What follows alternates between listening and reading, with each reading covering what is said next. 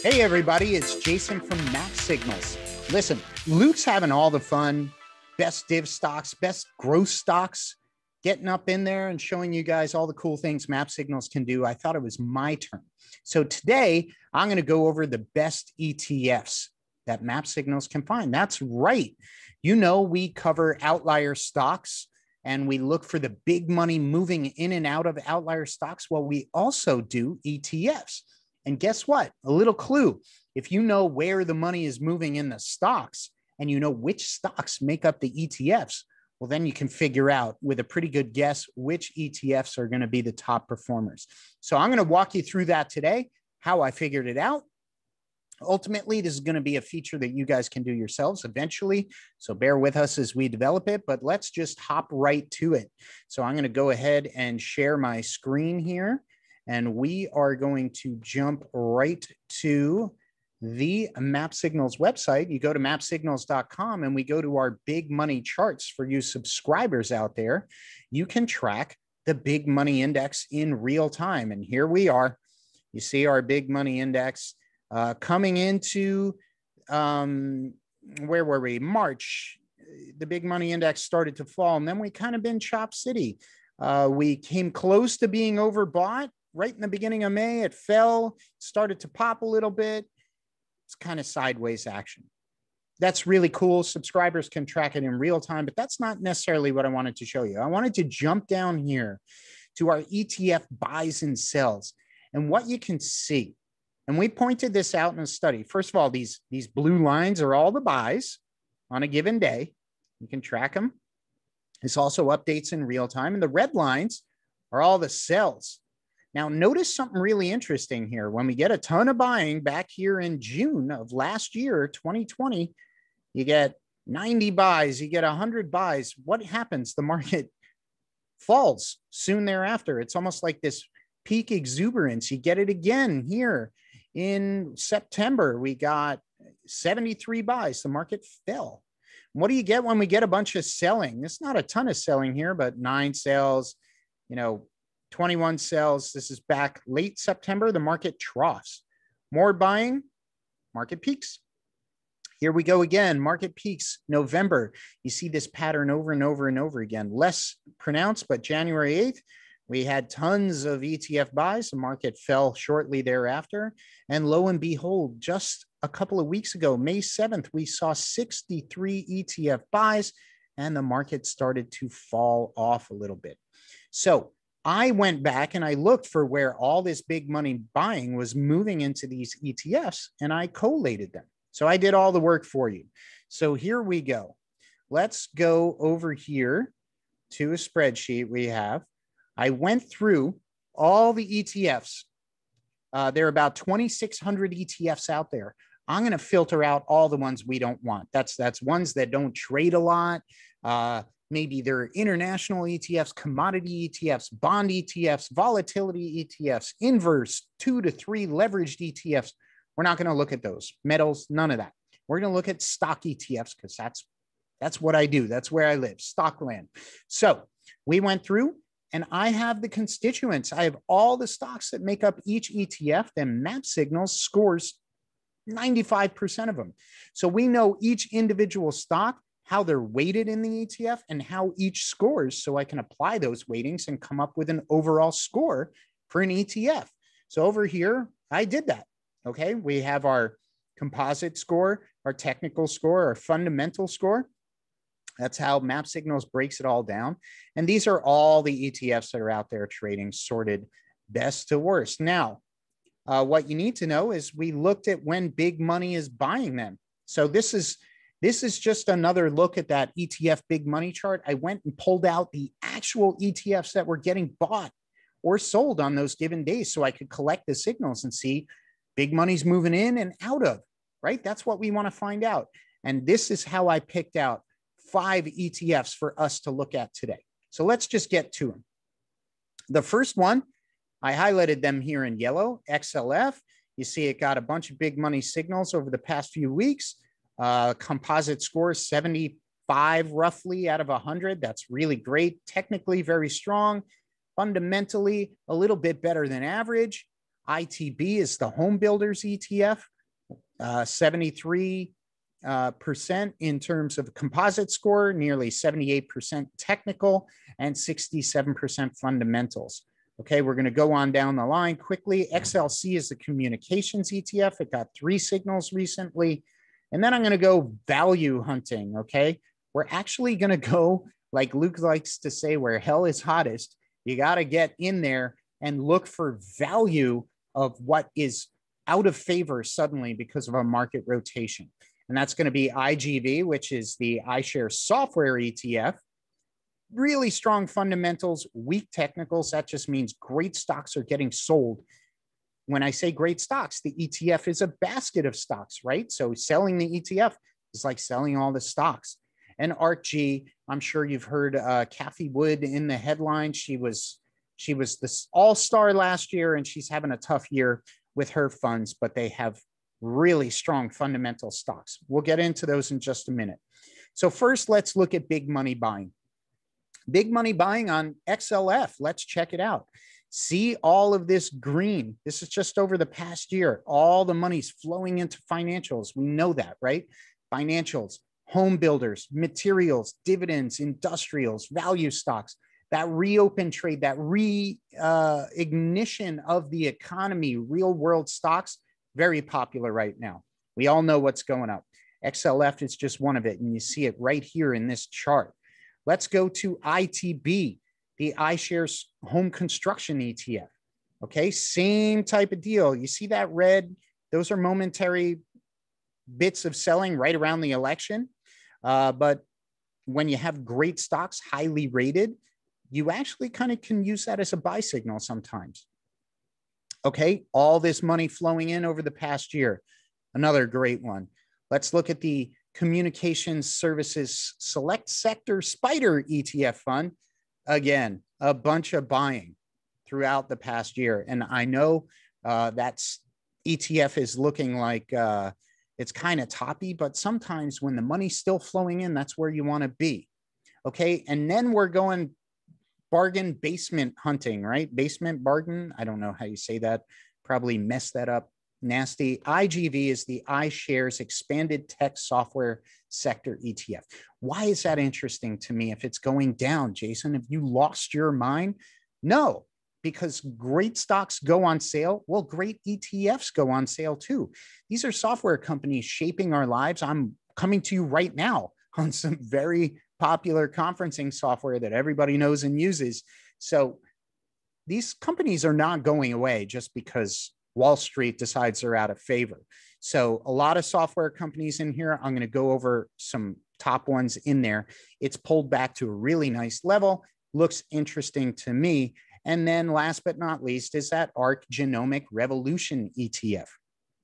Has great stocks in it. I'm going to go over these in just a moment. You see a ton of buying last year into this year, a massive meteoric rise, and then it fell back to earth. But again, when you have great stocks and great fundamentals and Wall Street is selling it to either take a profit or raise cash, it might be a great opportunity for those longer term minded investors, you know, maybe not looking for a quick swing trade here, maybe looking to identify value for the long term. So remember, I told you I know which constituents are in each ETF, and I wanted to talk to you about some of these stocks that are just great names. So XLF has a pretty heavy concentration in these 3 stocks. They're top scoring MAP stocks. They're prior outliers. We got BlackRock. I'm going to pull it up here on our internal database. You can see that the buying over the past year, Luke calls it the stairway to heaven, right? Because we got that green buying over the years, massive. Since the first signal on this in our back test, it's up 424%. We expect that to continue going.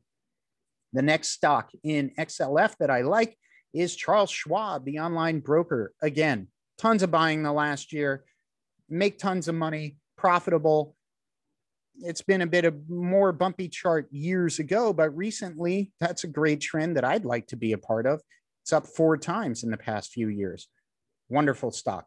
Okay, another one is S&P Global. They do the popular indices, the spiders. all those things. Again, we saw some selling last year, but the overall trend here is boom, that stairway to heaven, that big buying. We love to see that. Okay, so that's what's making up XLF, even though it might be a plain vanilla ETF. It's interesting. Let's go here to ITB, that home construction ETF. Let's look at that. What do we got here? We got DR Horton, the home builder. Lots of buying last year, way more than selling. Again, right around the time of the election, people freaked out and dumped stocks. That was a great time to buy it, right? In the mid 60s, the stock's right near 100 right now. And again, you look at the long-term trend, boom, that big sweeping buying. Why? It's up 1,000% since our back test caught it in 2001. It's up since our live data, you know, from call it right around 20 bucks to 100, nearly 5 times. So look, it's the same story. Stocks that make tons of money, profits, grow sales, grow earnings, continue higher guidance. They exhibit those outlier qualities. That's what we like to see. Okay, let's see here. The next one is Lennar, another home builder. A lot of buying last year. Again, this multi-year trend of buying, it's up 553% since we caught it years and years ago. I believe that trend will continue. And then we got Lowe's.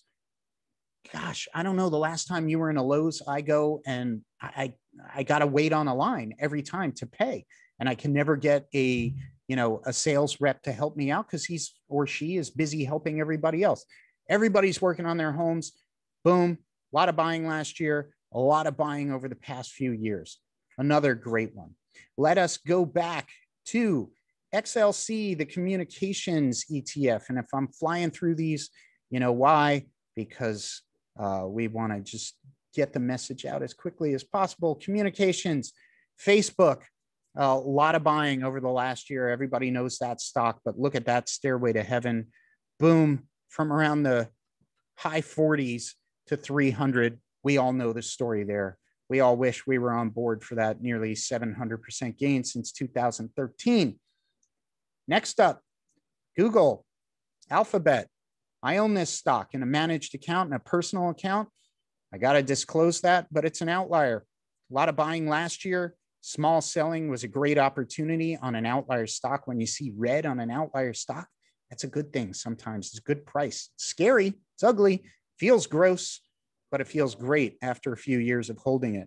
Got that big sweeping stairway to heaven again. Look at that. Bam. I mean, 2,200% since we caught it years ago. We all know Google. Activision, they make video games. Years ago, it was Skylanders, and now they make really popular games that my teenagers are playing and my young kids. Same story.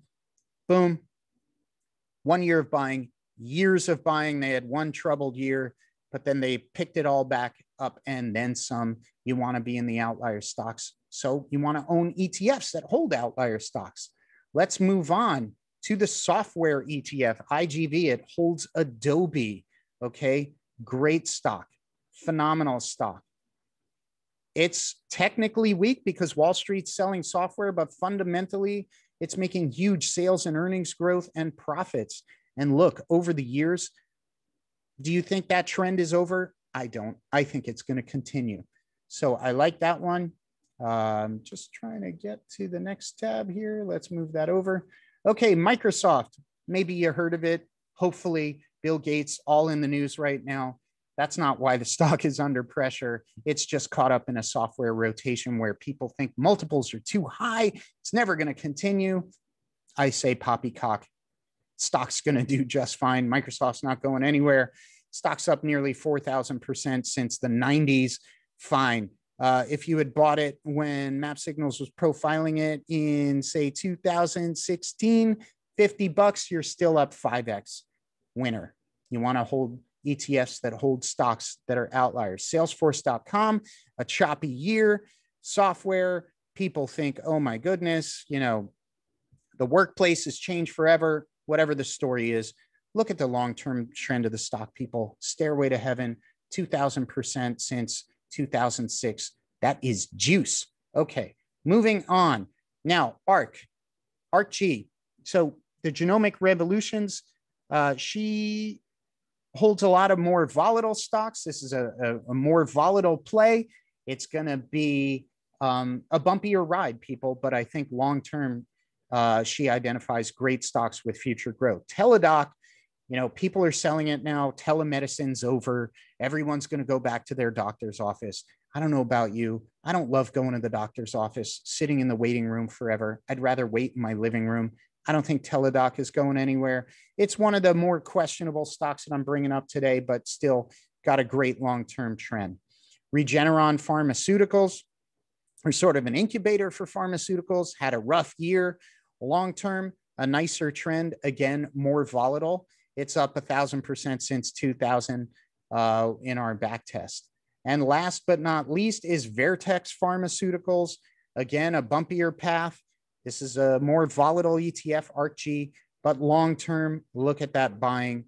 That trend is great. They had a rough 14, 15, 16, but they seem to turn it around just lovely, making sales and profits and growing earnings. So that is it, people. Let us just quickly bring up that list again of ETFs. We got XLF, ITB, XLC, IGV, and ARKG. So there you have it, the top ETFs for May. So hopefully we'll do this again soon. If you have questions or comments, don't be bashful, reach out. And if you like what you see, do the like and subscribe button. You know, everybody always says that, like and subscribe, like and subscribe. Well, go ahead, do that, reach out, and hopefully you have an awesome day. And don't forget, don't follow the news, follow the big money. I will talk to you soon. Take care. Bye-bye.